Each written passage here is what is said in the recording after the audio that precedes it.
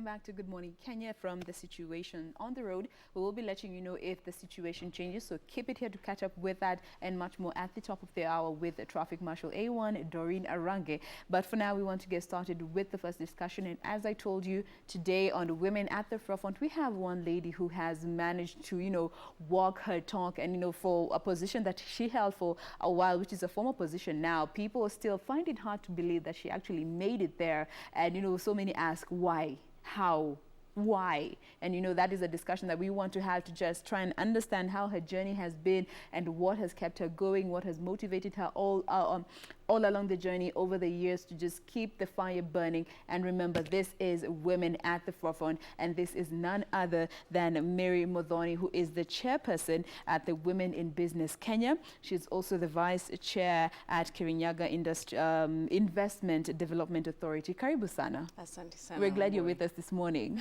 Thank you very much. And as always, questions, comments, clarifications, anything that you may need from this discussion, please feel free to send them through using the hashtag Good Morning Kenya on Twitter, our official station handle at KBC Television, and my handle is at Jane Mumbui. Are you on Twitter?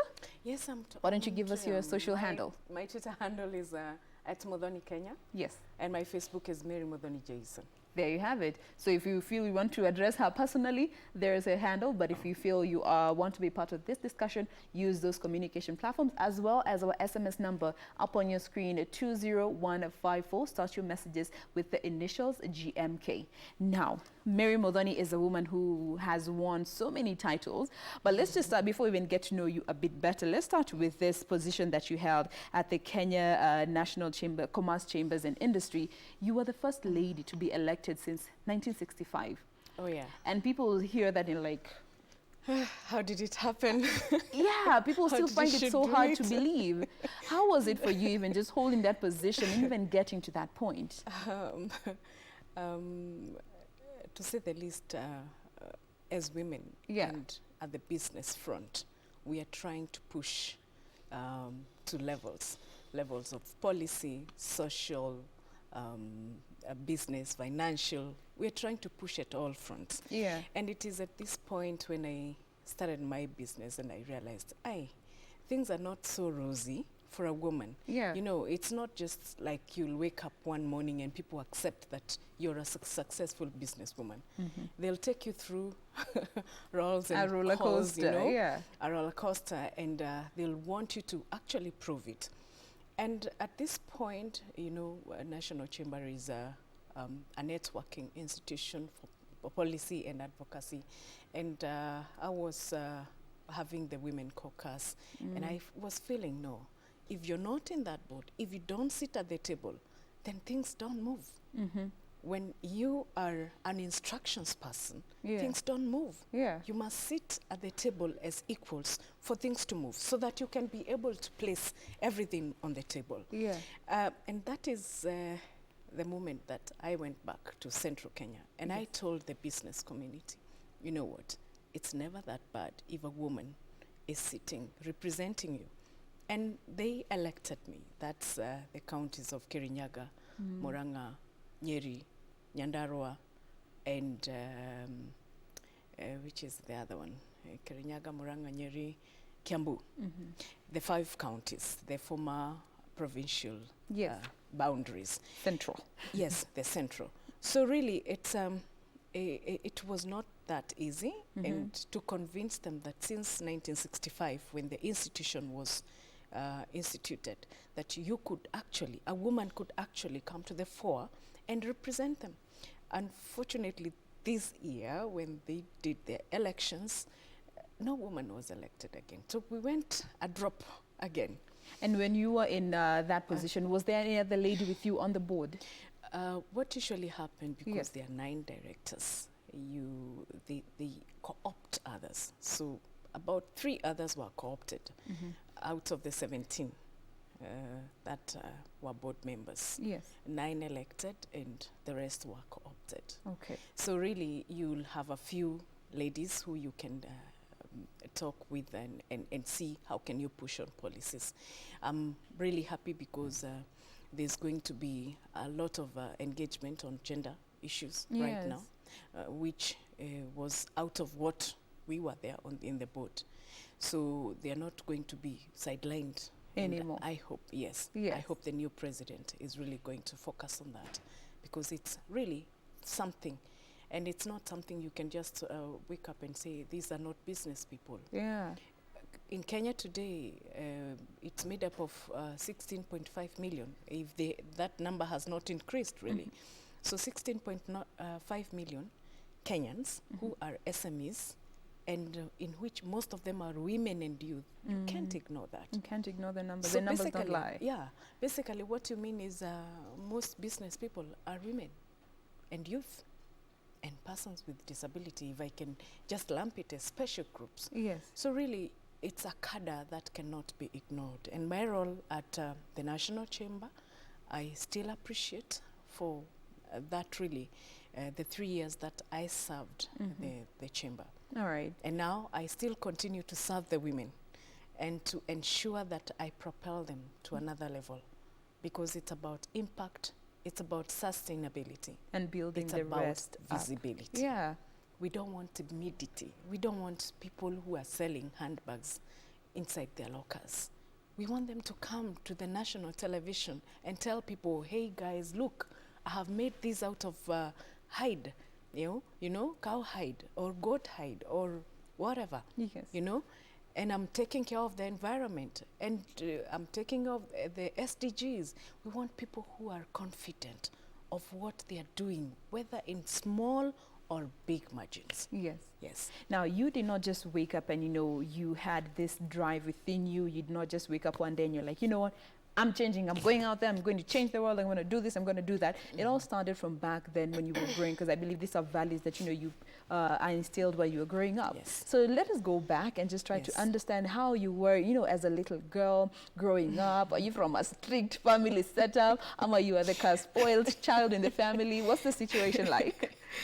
I would first say I grew up in a village in Kirinyaga County. Okay. And, really, I come from a humble religious family. All right. And my mother was very strict, Ah. to say the least. My father worked far away. Yes. So rarely did we used to interact. And my mother was this sort of parents who you go to church, you have to follow the rules, There are those things that are do's and don'ts. And don'ts. There's no in between. Well, yes, there's no in between. Yes. But I still see like there was that special kid in me in such a way that even in the village, I used to be a very thin girl. Yes. Structure-wise. I'll show you some of my photos when I was in the 20s. And most people thought I'm a Somali or Rwandese, confused for other cultures. Yeah. And also because of Did you ride along with those confusions? Yes, I am. Not really. I don't know which one is better, but I love being Kenyan. I'm All right. Kenyan. Yeah. Other than my physical structure, people thought I'm really, I go out of my way to ensure things are really done. And that is where I started.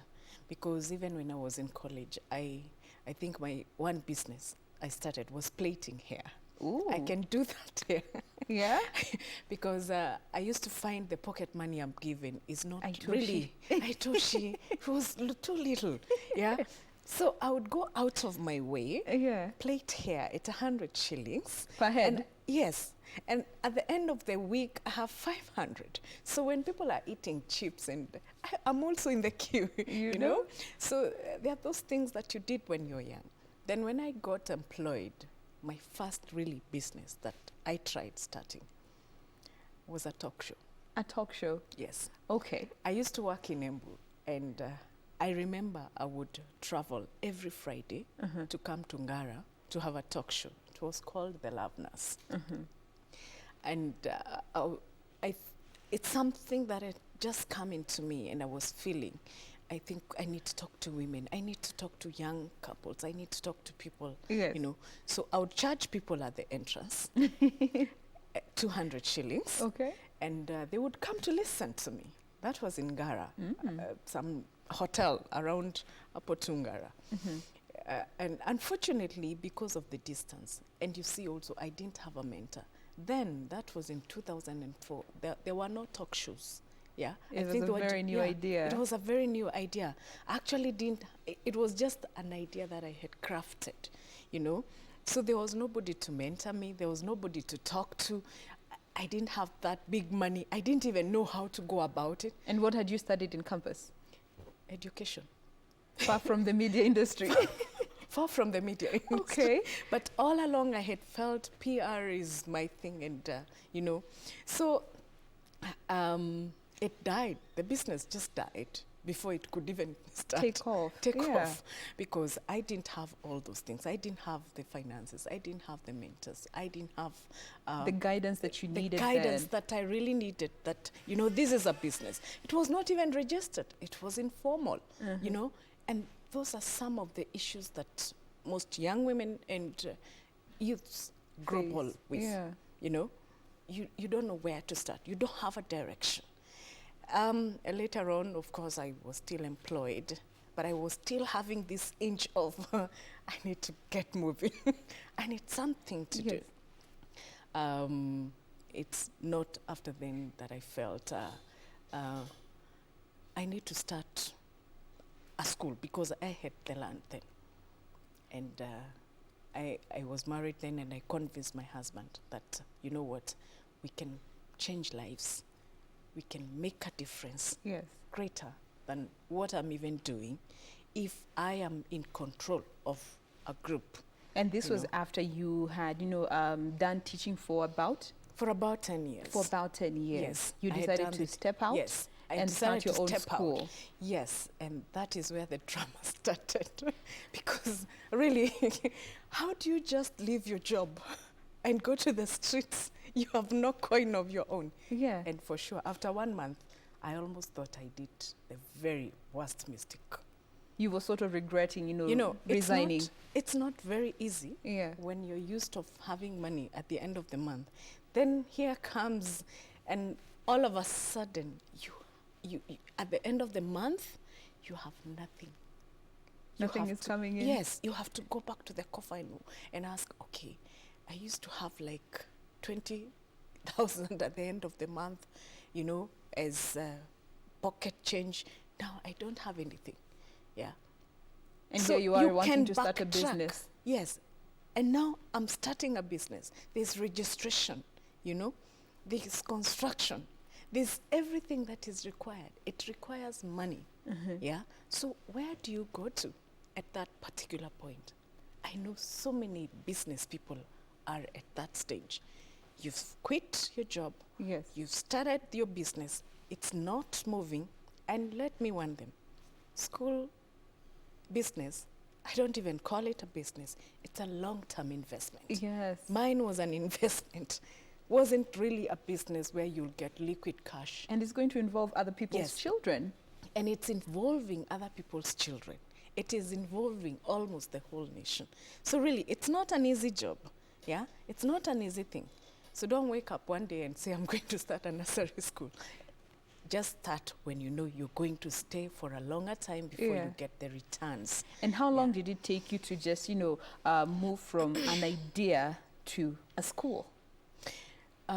First and foremost, when I was still employed, I was getting this nagging that, you know, you're getting half-baked kids. Kids who are coming to band schools, you know, they're coming, they just idle there, then they fail. But the parents don't understand. And I felt this lack of character from the kids who are taken to high school. I taught Moi High School, Biruri, Moi High School and Biruri, and Moi Girls School, Nairobi. Okay. Which subjects were you teaching? AKA Cubs. Cubs. Literature. Literature, okay. Yes. And I was feeling really, if these were my children, I would really expect more to be done. And I wanted that model type of school. I wanted that model kid who I would love to be my child. A child who has character, a child who has attitude for excellence. That's actually the motto of St. Petrock Premier School in Embu. Because I was feeling they are coming and the parents are not understanding that there's a change, you know, from what they used to do ABC to now really writing, you know, what is in your heart and putting it on paper, you know, explaining, discussing. Yeah. And I felt we need to get that kind of modeled child. And that's what pushed you to and just that is what step really out pushed me and step out. to step out. Yeah. Point number 2 of why I stepped out. Yes.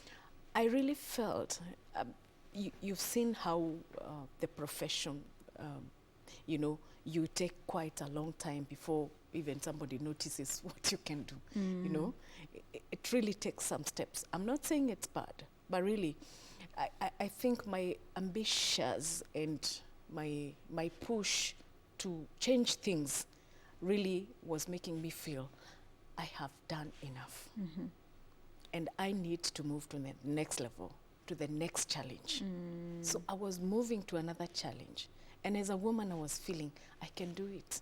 You had gotten to that point where you felt you have done all that you could where you are.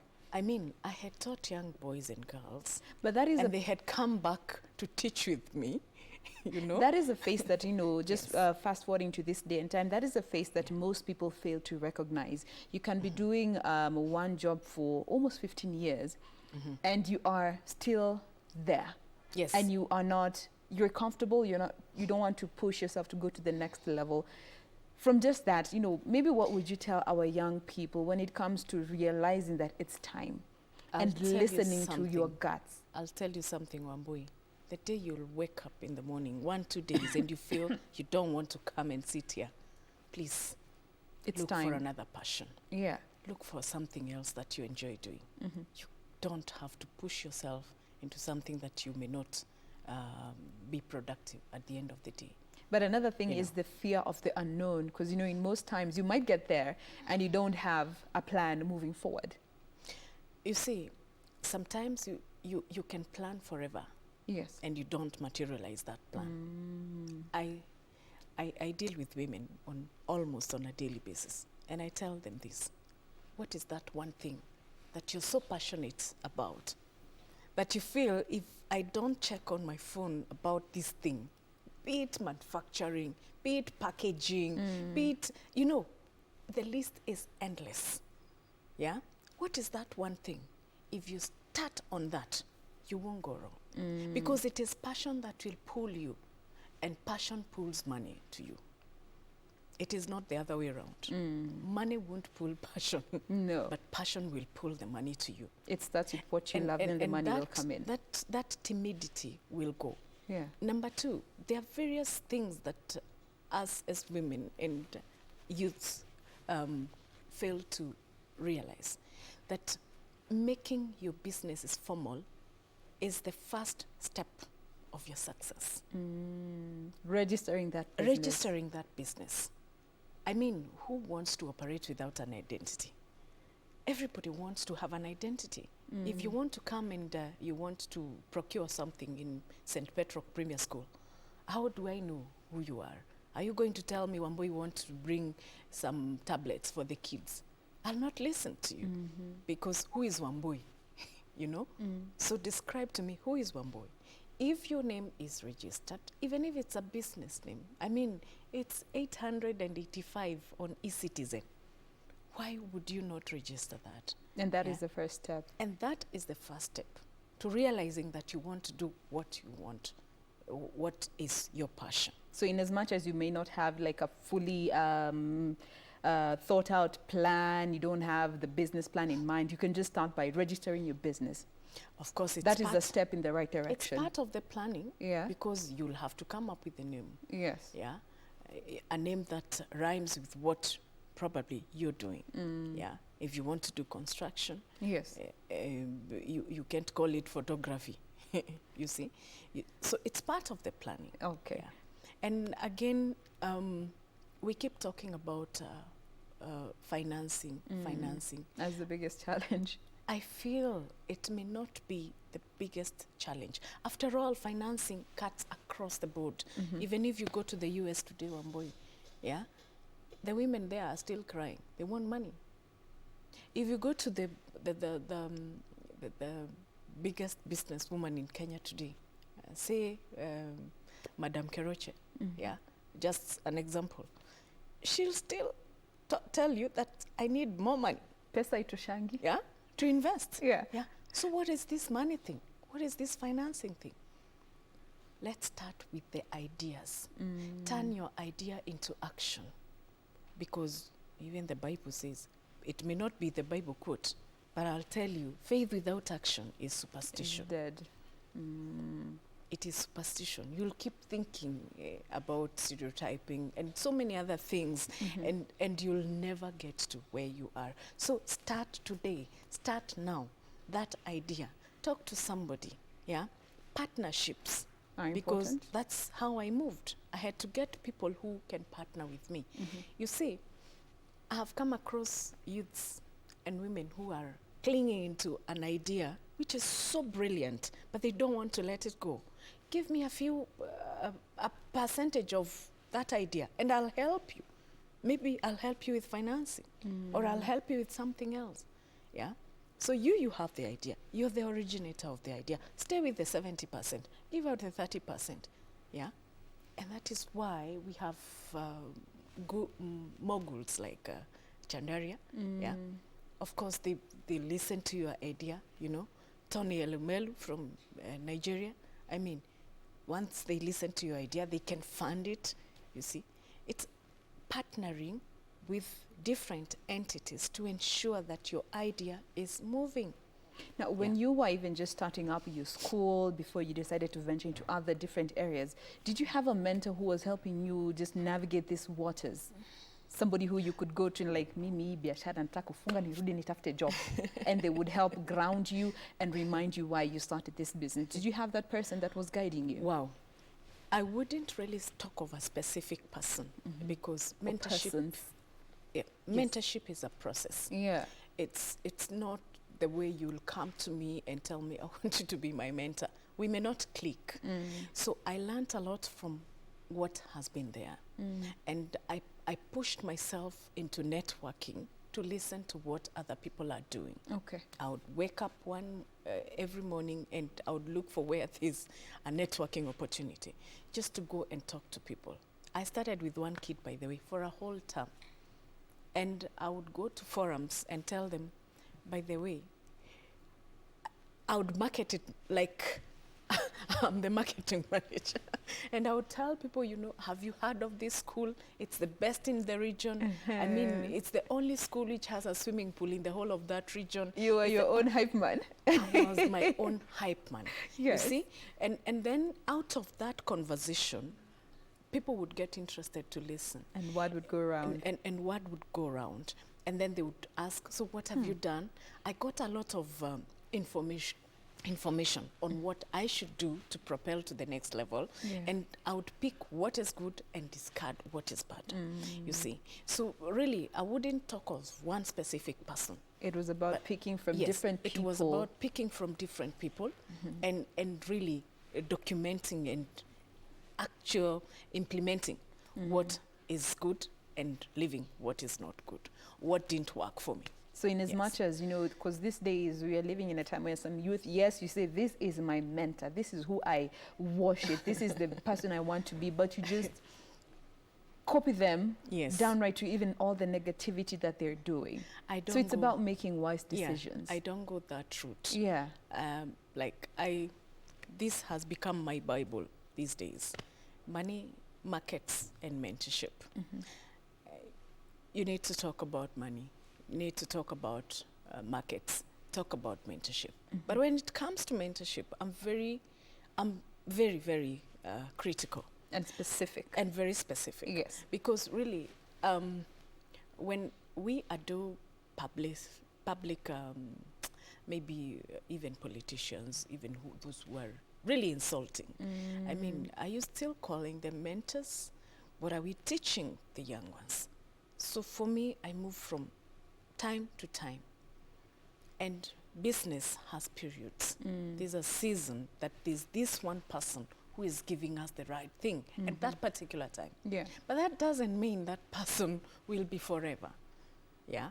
There comes others who will give you new ideas. You must change with the times. Flexibility. Flexibility is very important in business. All right. Now, If you're not flexible, then you're damned to just be where you are. you will not Yes. progress. You'll just be maintaining Yes. and not growing. Yeah. And which is contrary to why you're in even business. now, there's that one person who admires you Yeah. or admires me and feels this is the right person to talk to. Yes, at that particular time, you can talk to them. Pick what is good. But what does not rhyme with your maybe belief, just leave it out. So you Yeah. don't have to do what you see your mentor doing just because they did it and they overcame it. You might go ahead and do it, and things will go south in the name of CPI alifanya hivyo na si survive. Absolutely. So be very wise with what you pick and choose from the different mentors that you look up to out there, especially for the younger generation. Now, when it comes to sacrifices, which is also an area that most people struggle with in the business side of the divide. When it comes to sacrifices, what did you have to sacrifice to just be able to get to where you are today? And when you look back at the journey, you are like, in as much as I had to sacrifice that, I do not regret it. To be very sincere, after I quit my job, some of my friends actually had beef with me. Yeah? We are still friends, but they said you are more available when you are working than when you have quit. Because I became so busy. I could travel and I could make sure that I'm at the scene of where my business is every now and then, up to date. I go there like every other week. Anasema biashara ni mwenyewe. Yes. So you really had to sacrifice on time. I had to sacrifice on time. I had to sacrifice on things that didn't add value. I mean, I had young children, you know. I would really leave them sometimes and make up to them later, you know. So there are so many other things that, although you had to make time for all of them, Yes. balancing was really Also a big challenge to adjust to. yes, to adjust. Yeah. I would say adjusting. You have to change on timing when you wake up, when you sleep, to ensure that everything runs As smoothly. opposed to how things were, everything was already Yes. predetermined. Yes, Wake up yes. at this time, be at school at this time, Absolutely. lunch And go need back, time, you know. go back this You time. can almost predetermine that this is the time I'll be at home. There was a proper see. routine. Yes. But with business, every day was different. You have actually to create your own routine. Yeah. Yes. In business, you have to create your own routine. And you have to make sure that you're very disciplined Yes. into that, you know, to ensure that things are running in the right manner. All right. Now, the other aspect is, you know, when we look at entrepreneurs and our young youth in business these days, they tend to get carried away in terms of, you know, being swayed by friends, by the markets, by excitement. They don't have those things that keep them grounded, you know, values that you have sworn to adhere to, that this is what has gotten me here and this is what will keep me going. Now, looking back at your journey, even today, what would you say are some of those values that have kept you grounded and you have always stayed true to them, and you can testify to the fact that they have worked for you because you stayed true to yourself and these values that you vowed to stick by in your journey? I can tell you I'm very disciplined, especially on timing. Yes. I keep my time at all times, and I ensure that even the juniors, the people who work under me, Yes. they value that. Integrity is another one. You know, you don't have to be swayed by every dick and hurry on whatever that comes on the table. Yeah. Yeah, sometimes you go to offices and you're told, you know, you must part with something. Integrity is very, very key. If you want to move, integrity is key. You don't have cases left, right, and center. Yeah. And of course, being true to yourself. Yeah. I mean, you don't have to be a copycat in everything. Yeah. You have to ensure that whatever that drove you into business is what you're sticking to.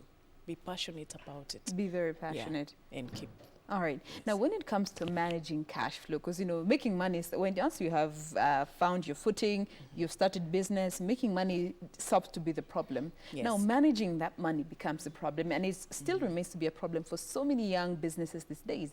What did you do towards that, and to make sure that in as much as you're making money, you're still able to give back to the business and pay yourself, even in the first place? You know, you're not a master of everything. Yes. Sometimes you need help. Yeah. You need somebody to really look into your accounting and tell you you're going south or you're going up. Because if you mean that every cash that comes, that's when you budget for it, then you're going to go wrong. So, and there are very many people who can even give these services for free. Yes. Like the Women in Business Caucus. We do these capacity building trainings. So what I had to do first, I had to go back to college, study my MBA, ensure that I've done management course, which involves even accounting, financing, and all that. So, and also the people who I put on board, I don't really make it look at it like I'm the best, I'm the overall accounting function. I have people who do the audit, I have people who do accounting, I have people in different roles, you know. And for me, it's basically to ensure the structures are in place and they are adhered to. So you had to put up structures in place to help even manage the cash. Absolutely. So that you don't get carried away. Like there's profits of almost 200 grand. And you're like, wow, and that is how I needed this. I needed that. That's how we are managing to get the second branch in Chuka of St. Petro. Nice. Yes. Because you have structures in place. Yes. So in as much as your business is small as it may be, structures are very important. Structures are completely important. They are very key, actually, in whatever that you do. To help in the day-to-day running of the business. Yes. So in as much as you are the CEO, you are the finance person, you are the marketing person, just try and have some form of structure in place. Even that sweeper can be your boss, because that is what she knows to do best. Yes. Yes. So if you need help, go for help. Don't just sit there and say, ni biashara yangu, ni mimi najua venye nitafanya, ni mimi najua kenye nimepitia. And then when you make money, you remember I needed a new set of couches, and you're like, see, I've made 200 grand this month. Let me go buy. And you don't put money back in the business. Yes. That's where you just kill your business pole. Completely. Completely. It'll go down. All right. Yeah. Now, when we talk about, opportunities for our young people, our youth, our women, and persons with disabilities, we always, in most of the times, is that there aren't opportunities. But from where you sit, are there opportunities for the youth and women and persons with disabilities? There are opportunities everywhere. Everywhere. It depends on where you want to start, and it starts from you. Now, from where you sit. Even from in the Constitution, the first annex of, you talk about agriculture. Yeah, it touches on women. That alone gives you the power to go out. The Big Four agenda, the president is keeping on talking about manufacturing, about housing, about agriculture, food security. When you hear these words, you think they are so big. Do you know you don't have to own tea bushes or coffee bushes to be in agribusiness? Yeah. Yeah. It takes you to have to pick on that skill that you have and perfect on it. In the value chain, you'll find there are those people who are packaging. So have you approached that factory and told them that you can assist them in packaging? There's marketing. We are so good at social media. We are always on Facebook, Twitter. You just asked me about my Twitter account today. So what do I do with my Twitter account? Yeah. What have I done about it? I could market products with it. Yeah. Yeah. Just last week, I can give you a very good example. Yes. And a young man just visited me in my office, and he told me, I need a job. I told him, you know what? I don't have a job, but show me what you can do. I'll send you a clip that he did for me for women in business. It's fantastic. I've gotten him about 2 clients already. Nice. I mean, it just moves from what is it that you think you can do in the midst. What are the problems that are in the society that you can fix? Now, in just the same breath, in as much as we say, there aren't opportunities for our youth, our women, persons with disabilities, are these people still stepping up to the plate? Are they, just meeting the opportunities halfway? Because, you can't just have everything given to you. Are they stepping up? Are they taking up these opportunities? Just from what you're saying, he came looking for a job. But in that same breath, you were able to ask him what he can do. What and in that way, you were able to assist. Are our youth taking advantage of all these opportunities that are there, or just waiting for employment? That is where I have a problem, and I have a big problem, because most of them, they'll sit down and wait things to come to you. You have to wake up, have to dress up, and show up. Yes.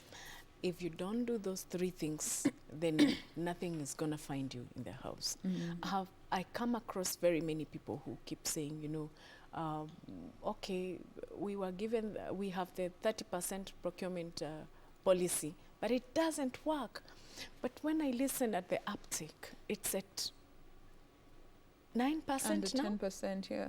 Hardly 10%. Yeah. So I keep asking myself, so who is going to take up the other 80 or something percent so that it can become something, And even if there are challenges in the 30% procurement rule, sometimes we have to blame ourselves for not stepping up. Because if we don't go to those offices and course and make it known that we want to take up, instead we just complain that they aren't. We will keep complaining and complaining and complaining. Yes. So I always tell people, if you want to tell me that it has not worked, tell me how many times you have tried. If you have not tried 3-4 times, then don't say it is not working. Yeah, just keep quiet. But if you really want it to work, it starts with you. First, do you know how the procedures? Of course, these are challenges. There are capacity building that needs to be done, both from the government side, from the private sector. We need to work on it, really, to ensure that people know what they require to do. If they need to know that they need to register their businesses, they need to know that you need to go and pick your tender forms. You need to be there when the tenders are being opened, you see? Yeah. So these are opportunities that are all over. But we seem not to have our own structural values to ensure that we capture them, or we are able to. Instead we choose to complain. Yes. And the government has its share of the problems. We also have a share of our problems. Yes. And it's until we accept this and we say we are going to implement this, or we are going to handle this, that is when it's going to start working. All right. Yeah. Now, yes, finish up. Yes, I think you were asking about this meeting in the middle. Yes, don't always just sit back and say, "Sinime graduate, I did my internship, now let me wait for a job." I would really tell the youths out there that until you wake up that one day and you walk to town. Show up. Yeah. Don't even take a bus. Walk to town and walk to that office, and you're rejected twice, thrice. That's the time you would say that I have started looking for a job, or I have started looking for something. I mean, there are very many youths in this town who are in a very small office. They are doing printing. Yeah. Some of them are doing CV making. That's a business I ran one time. Projects for others. I've tried many projects. Yeah. Yes. Yeah. Proposals. You see? Proposals. All those things, yeah. You see? I mean, why do you have to have a certificate, a degree certificate, and you're still at home? What did you study? Practice that. If you're a lawyer, register that small law firm. We will come to you. We have so many cases to be tackled by lawyers, even registration of companies. Yes. You can charge me. I don't have time to run around town. Yeah, charge me. Do the keying in for me at eCitizen. Yeah. Right now, I mean, everybody is going for the e-passport. Yes. Think of something you can do. It's a business in itself. Think of a service that you can offer. Yes. Yeah. And if you're in the village, there are also opportunities depending on the dynamism of the community. So just look within your space Yes. and see how you can be able to improvise on what you have. Absolutely. And when you have it. If you look at some of the counties, they are very much ready to assist the youth. If you go to Embu today, they have a talent academy. I think it's the first in the country, really. So if there are musicians who want, upcoming musicians, they just need to meet the county government, the youth department, ask them to subsidize the fee for production, you know, so that they are able to utilize that. Yeah. So you need to be in a place where you can help yourself. Don't just wish to be helped all the way. Now, when it comes to challenges, because, you know, no one has a smooth journey all along. You didn't just wake up, start a business, it picked up, you started making money, things were going good, you made proper business decisions, you got the right partners, you got the right funding, you got everything right. It's never that smooth. So your fair share of the challenges that you have encountered from when you were starting your school. And I've Tell us still a bit not about made that. the money. And you haven't made the money back. I've still not made the money probably that I'm thinking I want to make. Yeah. You know, I'm still not a billionaire. You know. So, as I said first, I got hit by through stereotyping and people feeling that you may not succeed as better as the way your husband would have done it, and it really hit me and gave me a real setback. In fact, the starting of the Women in Business, I was feeling, if this is what I'm going through, then how many more Other women are through going this? through the same. Yeah, and you know, or you walk in somewhere and people ask you, where is your husband? Or even when you introduce your business, they say, they now... Anauza mzee ako wapi? Yes, exactly. You see? So some comments that really make you feel inferior. And By you can virtue of really, being a woman. and you can really go down if you take them into consideration. It's not a very good experience. Yeah. What of about course, business-wise? Are those decisions that you made and you were like, you wish you hadn't made them when it comes to your business per se? I can tell you, I started off with a very big chunk of classes. Okay. I started by picking kids from kindergarten to around class 6. That was very ambitious. And For a startup? For a startup. Owing in mind you have teachers to pay, you have To feed the children? to feed the children, you have to Provide make the it work. equipment, You really have everything. to provide everything. Yeah. It was not very easy, yeah, and it almost bogged me down. So you sort of bit more than you could chew then? Absolutely. That's a big mistake that I did. And mind you, that time I didn't have a partner. Yeah. It was just that thing of, you know what, we are moving, you see.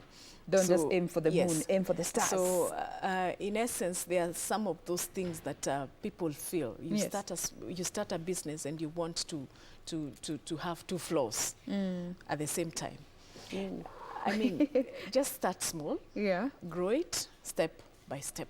And it's okay to start small. And it is okay to start small. Yeah. In fact, you might get more than the person who has started with 10 floors.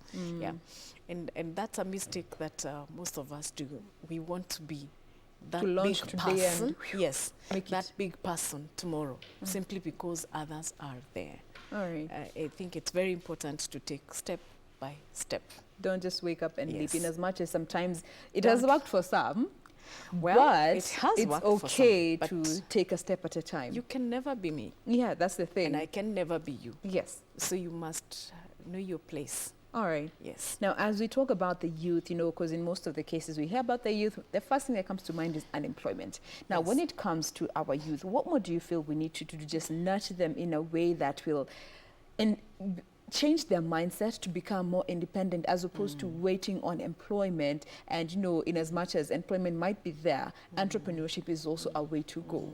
When it comes to nurturing the next generation of young entrepreneurs, what more do you feel we need to do as a society? Well, I agree, lack of employment is a real, it's a big problem in the society. However, I wouldn't say we are at the verge of complete desperation, such that we are at the end, have been pushed to the wall until we don't have any other anything else to do. Yeah. And I feel, from where I sit, there's a lot of capacity building that needs to be done, because most of the youths, they are idle, so to speak, because of lack of information. They may not know where to start, which government office to go to, who to talk to, which office to help them in whatever problem that they're having in their business. That is where we would start. Information flow must get to the right people. Information flow must come from the offices to the people. And this is to urge the government, maybe, if the mountain doesn't come to you, please go to it. If, so speaking, you can go to Busia and ensure that the youths in Busia have that information. Thank God for devolution, because with these devolved units, this can happen. Yeah. The only thing that needs to be done from the national government is to ensure that there's more money going to the counties for devolution, and specifically for capacity building. And do you think even it could be incorporated even in our institutions of higher learning, colleges and universities, just trying to help them understand some of these government procedures? Would that be a good idea? Absolutely. It is a good idea, because that is a transition point. Even if you get a few points or two, you know, it makes all the difference. Yeah. You know, when you talk about agriculture, agribusiness, it could be a skill. It's not just a word. There are skills that are required for you to actually be in that, the value chain that I'm talking about. Yeah, you could be having the tea bushes, but you don't also know how to go about it. That you have to pick them from the farm to the factory, and all those procedures for you to package. Yeah. You see, so we will need the skills impacted onto the young minds. Yeah. And thank God this TVET, you know, even those who have not gone to the university. So we are not saying that if you have gone to the university, you are the only one who can start a business. Yeah, anybody can start a business, even though that person who dropped in class 8. The only thing is, do you have the skills? Yeah, which is more important. All right. Yeah. All right. Now, as we bring the conversation to a close, maybe what will be your word of advice to other women out there who, you know, just by virtue of being a woman, is being used against you in your corporation, in your organization that you're working at? You know, from where you stood, you were in an office that you were the first woman to hold that seat in almost half a century, since 1965. Yes. After you left office, no other woman has been able to come in, in as much as it's still very recent. What would you advise our young women out there when it comes to, you know, just being brave enough to break that glass ceiling that has been put over you by society and nothing of your own doing? Even the concrete ceilings are broken these We days. broke through them. Yes. You've seen the likes of Elizabeth Marami, a very young girl, who is doing an amazing job in the marine sector. Really, two things. One, nothing replaces hard work. Nothing replaces hard work. I like that. Nothing. And I leave it at that. Nothing replaces hard work. Second, you have to get impact, you have to be sustainable, and you have to get visibility. Without those three, you could be mark timing. And if you're in the mud, you cannot remove others from the same mud. So you must first get out so that you can pull them out. So create impact in whatever that you're doing. Create sustainability in the same, and ensure that there's visibility. I've seen very many women who go to China, and this story I keep saying because some of them are people who are close to me. Yes. Go to China, bring handbags, and the only client they know is Muthoni, Wambui. So after every 3 months, I'll get a call. But I can't buy so many bags. Yeah. So you need visibility to ensure that your market expands. They're just the people that you know. Go to forums where women are seated. Join organizations like Women in Business. To use social media. Use social media. Yeah. digital marketing, to ensure that you reach to the right market. All right. And that's all I can say. There you have it. Be sustainable, be visible, and make that impact in whatever field you choose to go into when it comes to business. Once you have mastered those three, I mean, we have heard from her. She has walked the talk, and you have clearly seen from her journey. It hasn't been easy, but once you ensure your sustainability, your visibility, your impact will be felt, and you will be doing business, not just in business. You know, you're not just in business, you are doing business. We have been speaking with Mary Muthoni Jason. She is the chairperson at the Women in Business here in Kenya. She's also the vice chair at the Kirinyaga Investment Development Authority. She is the director of her own school. Maybe you could tell us a bit about it. Oh, yes. I don't know why you didn't start with that, because we needed to you need to recognize that you are a teacher at the beginning. Yes. And you still are a teacher at heart. I'm still, you don't change. You don't change. You keep, because when you mentor, you're still teaching. Yes. St. Petrock Premier School is a school in Embu County, Runyenjes. And we are very keen about character of your children. Yes. Attitude of your children for excellence. Okay. Because we have incorporated very many other things. We have infrastructure that is enough for your children to skate, to swim, you know. To what grade? Or class? It's from playgroup up to class 8. We've already done our 3 class 8, and we've done very well. Nice. We've always been topping Embu County. Well, you don't say. Yes. I have to say it because it's been there. Yes. And it's through hard work. That we have seen us get to this point. All right. We'll be opening, for those who are in Chuka, we are coming for you. Another branch will be coming up soon. The branch is coming up soon. All right. So by 2020, we will be there. And I mean, it's one of the best schools in Kenya. And give us your social media handles once again, so that, you know, they can go and ask you all those questions about the school, where you are, and the services that you offer, so that they can be able to know from the horse's mouth. Your social media handles once more. My social media handle, Twitter is at Muthoni Kenya. For the school is at Petrock School. All right. And for the Women in Business is at WIB Kenya, at WIB Kenya. All right. Yes. There you have it. If you have any questions that you'd like to talk to her on a very personal level, please reach out to her. She's ready and willing to, you know, help you. Absolutely. She is ready and willing. You've heard it from her. So just reach out. Reach me. And they can reach me with my office line, 0751 900 900. 900 900 51. Go ahead and reach out and get the mentorship that you want, get the guidance that you feel you need for your business, especially if you are a young person or a woman who has, you know, seen harder times. There's always light at the end of the tunnel. And if there's no light it yourself. I was going to say something else that I can't say on air. Light it yourself. Once again, we have been speaking with Mary Muthoni Jason, the chair of the Women in Business here in Kenya. Thank you so much for being with us this morning. Thank you, Amboy, for having me. My pleasure.